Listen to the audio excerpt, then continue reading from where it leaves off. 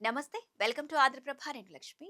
తమిళనాడు రాజకీయాలు అనగానే మనందరికీ ముందుగా గుర్తొచ్చేవి సినిమా, గ్లామర్, ద్రవిడ సిద్ధాంతాలే. ఎంజీఆర్, కరుణానిధి, జయలలిత లాంటి దిగ్గజ నాయకులు దశాబ్దాల పాటు తమిళ గడ్డను ఏలారు.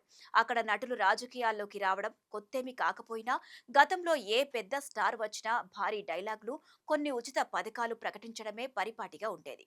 కానీ ఇప్పుడు తమిళగ వెట్రికళగం పార్టీతో సీఎంగా బాధ్యతలు చేపట్టిన నటుడు విజయ్ 80 రోజుల పాలన మాత్రం సరికొత్త మార్పుకు శ్రీకారం చుట్టారు. రొటీన్ పాలిటిక్ రొటీన్ పొలిటికల్ ప్రామిస్లకు భిన్నంగా గ్రాండ్ విజన్, క్లీన్ అడ్మినిస్ట్రేషన్తో విజయ్ వెళుతున్న తీరు ఇప్పుడు దేశ వ్యాప్తంగా హాట్ టాపిక్ గా మారింది. అసలు విజయ్ మార్క్ పాలనలో ఏముంది, ఈ 80 రోజుల్లో ఆయన సాధించిందేంటి అనే విషయాలు ఈ వీడియోలో చూద్దాం.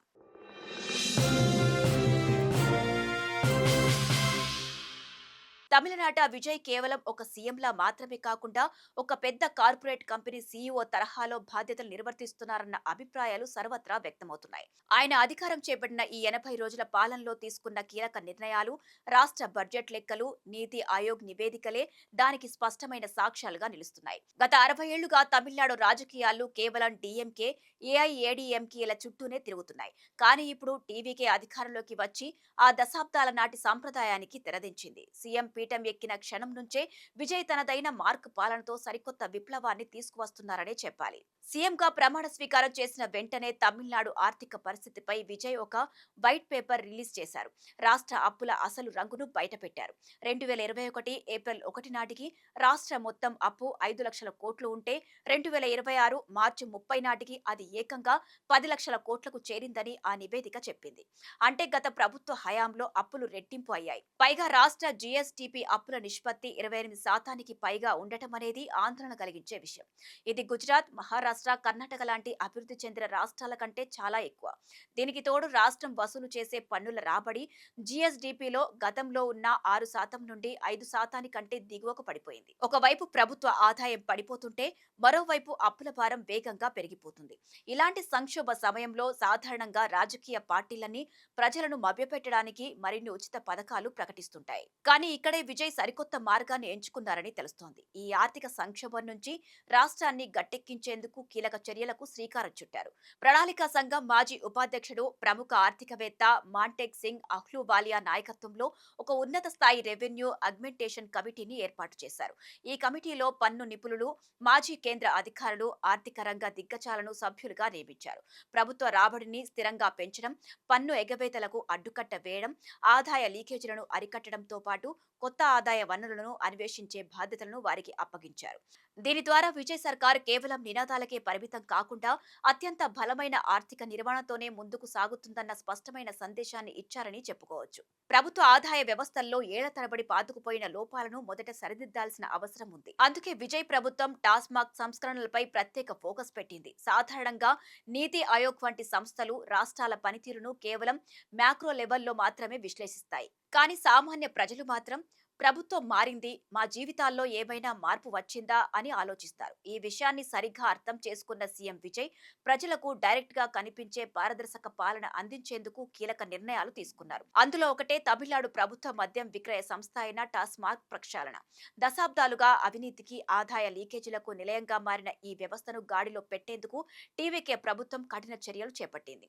ఈ క్రమంలోనే మద్యం షాపుల నిర్వహణను నిబంధనల ప్రకారం కఠినతరం చేయడమే కాకుండా రూపాయి కూడా పక్కదారి పట్టకుండా ప్రభుత్వ ఖజానాకే చేరేలా అధునాతన టెక్నాలజీ, మానిటరింగ్, పక్కా సంస్కరణలు అమలు చేస్తోంది. అయితే ఈ కఠిన నిబంధనలు కేవలం టాస్మాగ్ కు మాత్రమే పరిమితం కాలేదని తెలుస్తోంది.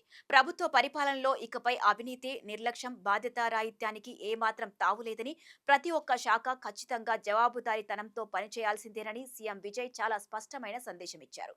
ఒకవైపు ప్రభుత్వ రాబడిని పెంచడంపై పూర్తి ఫోకస్ పెట్టిన ప్రభుత్వం, మరోవైపు రాష్ట్రంలో వ్యాపార, పారిశ్రామిక రంగాలు వేగంగా పుంజుకోవడానికి, పెట్టుబడులకు అనుకూలమైన వాతావరణాన్ని కల్పించడమే లక్ష్యంగా కీలక చర్యలు చేపడుతోంది. ఈ క్రమంలోనే ఫీజులు, యూజర్ ఛార్జీలలో కీలక వెసులుబాటు కల్పిస్తూ పెట్టుబడిదారులకు ప్రభుత్వ సేవలు వేగంగా, పారదర్శకంగా అందేలా విజయ్ సర్కార్ పరిపాలనా సంస్కరణలకు శ్రీకారం చుట్టింది. దీన్ని సాకారం చేసేందుకు ఈజ్ ఆఫ్ డూయింగ్ బిజినెస్ పేరుతో తమిళనాడు ఇన్వెస్టర్ ఫెసిలిటేషన్ పోర్టల్ను ప్రత్యేకంగా అందుబాటులోకి తెచ్చింది.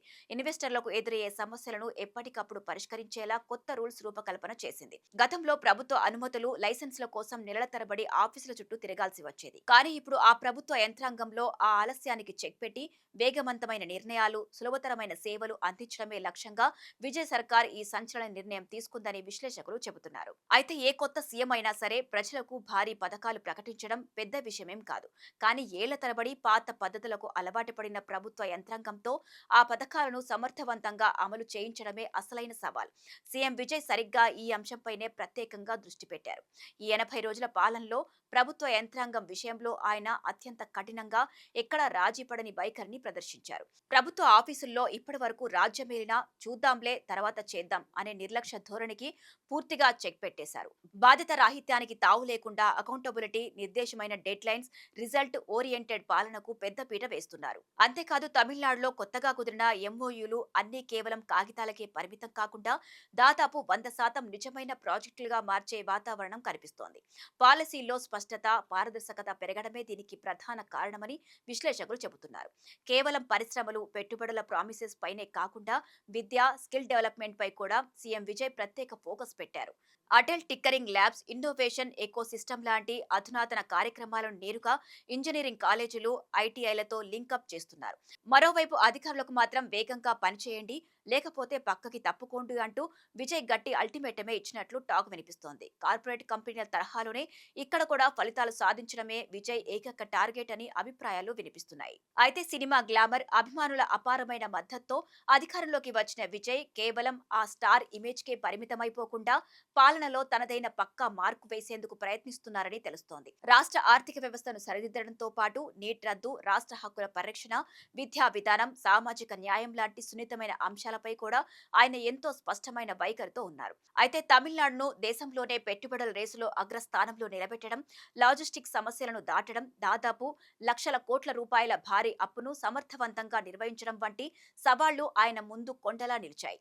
మరీ ముఖ్యంగా రాష్ట్రంలో పారిశ్రామిక రంగం ఎంత బలంగా ఉన్నప్పటికీ చెన్నై పోర్టు కనెక్టివిటీ పెద్ద గండంగా మారింది. తయారీ రంగం వేగంగా విస్తరిస్తున్నా పోర్టుకు సరుకు రవాణా చేసే మార్గాల్లో ట్రాఫిక్ జామ్లు, మౌలిక వస్తుల కొరత పరిశ్రమలకు అదనపు భారంగా మారుతున్నాయి. చెన్నై పోర్టు పరిసరాల్లో సరైన రోడ్డు కనెక్టివిటీ లేకపోవడంతో కంటైనర్ల కదలికలు ఆలస్యమై ఎగుమతిదారులు తీవ్ర లాజిస్టిక్స్ ఖర్చులను భరించాల్సి వస్తుంది. ఇక మరోవైపు అంతర్జాతీయ పెట్టుబడులను భారీగా ఆకర్షించడంలో ఎయిర్ కనెక్టివిటీ కూడా ఎంతో కీలకంగా మారింది. చెన్నై ఎయిర్పోర్టు నుంచి విదేశాలకు డైరెక్ట్ ఫ్లైట్ కనెక్టివిటీని మరింత పెంచాలనే డిమాండ్ గట్టిగా వినిపిస్తోంది. తమిళనాడులో ఇప్పటికే వేలాది విదేశీ కంపెనీలు కార్యకలాపాలు నిర్వహిస్తున్నప్పటికీ యూరప్ వంటి కీలక అంతర్జాతీయ మార్కెట్లకు నేరుగా కనెక్టివిటీ లేకపోవడం వ్యాపారాలపై తీవ్ర ప్రభావం చూపుతోంది. ఈ నేపథ్యంలో పోర్టుల సామర్థ్యాన్ని పెంచడం, రోడ్డు కనెక్టివిటీని మెరుగుపరచడం, అంతర్జాతీయ విమాన సర్వీసులను విస్తరించడం వంటి మౌలిక వస్తుల సవాళ్లను విజయ్ సర్కార్ అధిగమించాల్సి రావచ్చు. మొత్తంగా పాలన కంటే కేవలం ఆర్థిక సంస్కరణలు, పెట్టుబడులను ఆకర్షించడం మాత్రమే కాదని విజయ్ సర్కార్ తన తొలి బడ్జెట్లోనే స్పష్టం చేసింది. అభివృద్ధికి, సంక్షేమానికి సమ ప్రాధాన్యమిస్తూ 2026-27 ఆర్థిక సంవత్సరానికి గాను 4,11,852 కోట్లతో భారీ బడ్జెట్ను ప్రవేశపెట్టింది. దాదాపు 10 లక్షల కోట్ల అప్పుల భారం ఉన్నప్పటికీ సంక్షేమానికి, మానవ వనరుల వికాసానికే పెద్దపీట వేసింది. మహిళలు, విద్యార్థులు, యువత, పేదలు, రైతులు, విద్య, ఆరోగ్యం, పర్యావరణ రంగాలకు బడ్జెట్లో ఆశాజనకమైన కేటాయింపులు చేసింది. మహిళలకు బంగారు నాణాలు, పట్టుచీరల పథకంతో పాటు ప్రభుత్వ పాఠశాలలో చదివే విద్యార్థులకు సైకిళ్ల పంపిణీకి భారీ నిధులను ప్రకటించింది. అలాగే హజ్ యాత్రకు వెళ్లే వారికి సబ్సిడీని పెంచుతూ నిర్ణయం తీసుకుంది.